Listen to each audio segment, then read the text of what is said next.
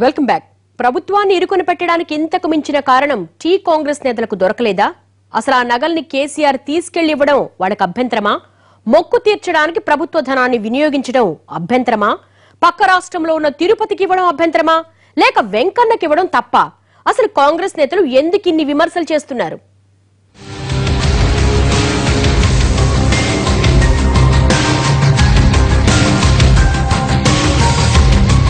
తిరుమల వెంకన్నకు మొక్కులు తీర్చుకునే సంస్కృతి ఈ రోజే కొత్తగా వచ్చింది కాదు.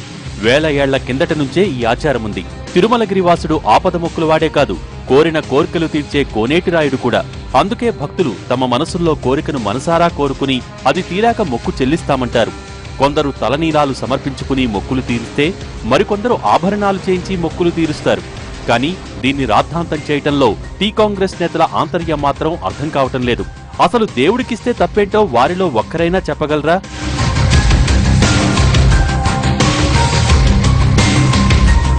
ప్రతిపక్షమంటే ప్రభుత్వం మీద విమర్శలు చేయాలని రూలేం లేదు. బాధ్యతాయుతమైన ప్రతిపక్షం ప్రభుత్వ పనితీరు సమీక్షించాలి, అభివృద్ధిలో వారికి మార్గదర్శనం చేయాలి. ఒకవేళ ప్రభుత్వ పనితీరులో ఏమైనా లోపాలుంటే వాటిని సకారణంగా విమర్శించాలి. అంటే కాంట్రాక్టుల్లో పనులు సరిగ్గా జరగకపోయినా, ప్రభుత్వ ధనం దుర్వినియోగమైనా, ప్రభుత్వ పనితీరు నెమ్మదించినా, లేదా ఏదైనా ప్రభుత్వ కార్యక్రమాలలో అవినీతి జరిగినా ప్రభుత్వం మీద విమర్శలు చేయవచ్చు. మరి అవన్నీ చేయకుండా ఇలా దేవుడికిచ్చిన నగల మీద ఎందుకింత విరుచుకుపడుతున్నారన్నది విపక్షం విజ్ఞతకే వదిలేయాలి. ఒకవేళ సకారణంగా ప్రభుత్వాన్ని విమర్శించే కారణం దొరకటం లేదనో, లేక ప్రభుత్వం మీద విమర్శలు చేయడానికి ఎక్కడా ఆస్కారం లేకపోవడంతోనో తెలియదు. కానీ కాంగ్రెస్ నేతలు ఇలా దేవుడికిచ్చిన దానిపై రాద్ధాంతం చేయటం మాత్రం సబబు కాదన్న అభిప్రాయాలు వినిపిస్తున్నాయి. ప్రజాస్వామ్యంలో పాలక వర్గం ప్రతిపక్షం రెండూ కూడా బలంగానే ఉండాలి.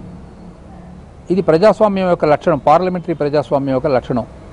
ప్రభుత్వం గనక ఏదైనా గనక పొరపాటు చేసినట్లయితే దాన్ని చక్కగా సరైన దోవలో పెట్టడం కోసం ప్రతిపక్షం సూచనలు ఇస్తూ ఉండాలి. అంతేకాని ప్రతిపక్షం విమర్శించడమే పనిగా పెట్టుకొని పాలకవర్గం ఒకవేళ మంచి పనులు చేసినా సరే వాటిని విమర్శించడం అన్నది ఆరోగ్యకరమైనటువంటి ప్రజాస్వామ్యం కాదు. అసలు కేసీఆర్ మొక్కింది తన కోసమో కుటుంబం కోసమో కాదు. తెలంగాణ కల సాకారమైతే మొక్కు తీర్చుకుంటానన్నారు. అది సాకారమైంది కాబట్టే మొక్కు తీర్చుకున్నారు. దీనికి ఏపీ ప్రభుత్వం కూడా ఏం అభ్యంతరం చెప్పలేదు. కావాలంటే టీ కాంగ్రెస్ నేతలు కూడా తిరుమలేశుడిని మొక్కుకోవచ్చు. భవిష్యత్తులో కాంగ్రెస్ ప్రభుత్వం వస్తే ఇలాంటి మొక్కులు తీరుస్తామని వాళ్లూ మొక్కుకోవచ్చు. అది మానేసి ఇలా మొక్కులు తీర్చడం మీద విమర్శలు చేయటం కరెక్ట్ కాదు. మనది లౌకిక ప్రభుత్వం అంటే అన్ని మతాలను, వారి విశ్వాసాలను ప్రభుత్వం గౌరవించాలి. 12 ఏళ్లకోసారి వచ్చే పుష్కరాలకు ప్రభుత్వం 100 కోట్లు ఖర్చు పెట్టినప్పుడు కూడా టీ కాంగ్రెస్ నేతలు అభ్యంతరాలు పెట్టలేదు. కానీ ఇప్పుడు మాత్రం అభ్యంతరాలు లేవనెత్తుతున్నాయి. వెంకటేశ్వర స్వామి ఒక రాష్ట్రానికి పరిమితం కాదు, ఒక దేశానికి పరిమితం కాదు. ప్రపంచం మొత్తం నుంచి కూడా వివిధ దేశాలకు సంబంధించిన నాయకులు కూడా వచ్చి ఇక్కడ మొక్కులు తీర్చుకుంటున్నారు. ప్రజల యొక్క క్షేమం కోసమే ఈ మొక్కులు కానీ, హోమాలు కానీ, యజ్ఞాలు కానీ ఇవన్నీ కూడా నెరవేరుస్తూ ఉండడం ప్రాచీన భారతీయం నుంచి కూడా సంప్రదాయంగా వస్తున్నది. అవి సక్రమంగా సాగేనాడు ప్రజలందరూ కూడా సుభిక్షంతో ఉన్నారు. వాటి విస్మరించిన రోజునే మనకు ఇతర దేశీయుల నుంచి ఇబ్బందులు, స్వదేశంలో ఇబ్బందులు, కరువులతో ఇబ్బందులు మొదలైనటువంటివన్నీ కనిపిస్తూ వచ్చాయి. ఆ విషయంలో మనం స్పష్టంగా ఆ మధ్యకాలంలో తమిళనాడులో కొంతమంది పరిమితమైనటువంటి జనులు రాముని యొక్క చిత్రానికి చెప్పుల దండతో ఊరేగించడం, ఆ తర్వాత సుమారు 12 సంవత్సరాలు నీరు లేక కటకటలాడడం ఆలోచించే వాళ్ళకి తెలిసే విషయమే. అసలు టీ కాంగ్రెస్ నేతల అభ్యంతరం దేని గురించి? ఆ మొక్కుల్ని కేసీఆర్ తీసుకెళ్లి ఇవ్వటం అభ్యంతరమా? మొక్కు తీర్చడానికి ప్రభుత్వ ధనాన్ని వినియోగించడం అభ్యంతరమా? లేకపోతే ఆ మొక్కును పక్క రాష్ట్రంలో ఉన్న తిరుపతికి ఇవ్వటం అభ్యంతరమా? లేక వెంకన్నకు మొక్కు తీర్చడమే తప్పిదమా? ఇందులో వాళ్ల అభ్యంతరం ఏంటన్నది మాత్రం స్పష్టంగా ఒక్కరూ చెప్పటం లేదు. కానీ ప్రజాధనంతో మొక్కులు తీర్చడం మాత్రం తప్పని ఒకే పాట పాడుతున్నారు. ఏం ఒలింపిక్స్ లో గోల్డ్ మెడల్ తెచ్చిన వారికి కోట్లకు కోట్లు నజరానా ఇచ్చినప్పుడు, సానియా మీర్జా లాంటి క్రీడాకారిణులకు కోట్ల రూపాయల చెక్కులిచ్చినప్పుడు మీరు అభ్యంతరాలు చెప్పలేదు. కానీ దేవుడికి చేస్తే మాత్రం దానికి రాజకీయాలను అంటగట్టేస్తారా?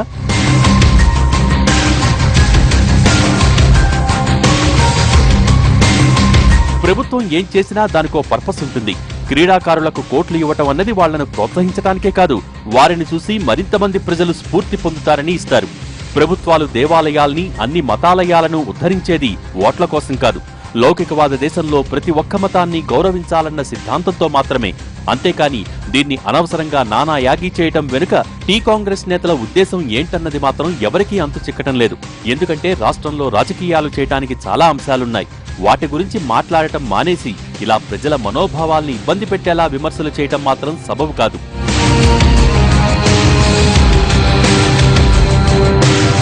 దేవుడికి ప్రభుత్వం సొమ్ముతో మొక్కులు తీర్చుకోవటం తప్పైతే తిరుమల వెళ్లి వచ్చాక విమర్శల దాడి పెంచిన మీరు కురవి వీరభద్రస్వామికి బంగారు మీసాలు చేయించిన తర్వాత దాన్నెందుకు ప్రశ్నించలేదు? అంటే ఆ దేవాలయం తెలంగాణలో ఉంది కాబట్టి మీరు దాని గురించి మాట్లాడరు, కానీ తిరుమల ఏపీలో ఉంది కాబట్టి విమర్శలు చేస్తారు.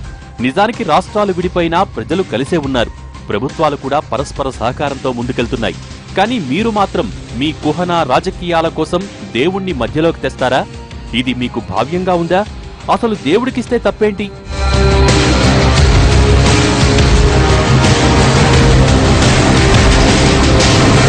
ప్రజల కోసం చేస్తున్న ఈ యజ్ఞాన్ని రాజకీయాలు పక్కన పెట్టి చూడాల్సిన బాధ్యత అన్ని పార్టీల మీద, నాయకులందరి మీద ఉంది. వెంకన్న అంటే అందరి దైవం.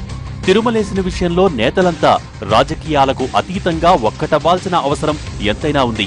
రాష్ట్రం తరపున, రాష్ట్ర ప్రజల తరపున మొక్కులు చెల్లించడమన్నది ప్రజాప్రతినిధులందరి బాధ్యతగా గుర్తించాలి.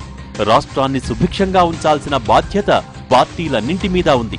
కాబట్టి వెంకన్న విషయంలో పార్టీలన్నీ తమ రాజకీయాలను పక్కనబెట్టి ఒక్కటవ్వాలి. ఇది వాళ్ళ స్టోరీ బోర్డ్. మరో అంశంతో మళ్ళీ కలుద్దాం. నమస్తే.